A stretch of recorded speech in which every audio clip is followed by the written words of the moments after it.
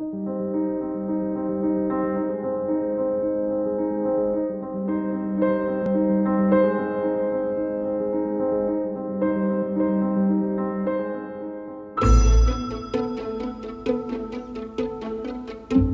va discuter un petit peu du papier héritage de chez Canson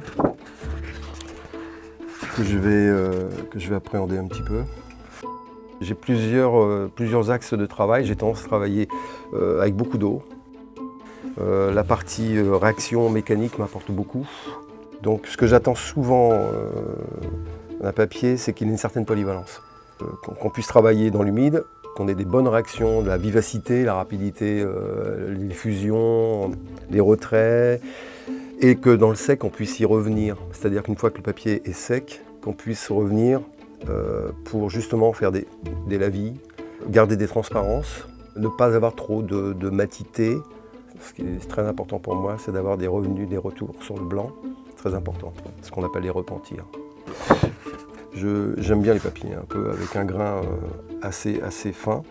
A priori, non, il est plaisant. La couleur est intéressante parce que pas trop blanc, pas trop non plus ivoire, on va dire, parce que c'est un peu la tendance, c'est un peu avoir des papiers trop sombres.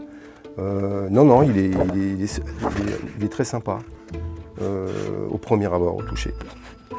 Mais non, il claque bien. Après, ça tient plus d'un ressenti presque poétique. On va chercher un papier, on fait ça. Tiens, on entend, il y a une note qu'on aime plus qu'une autre, un peu comme un accord de guitare, quoi.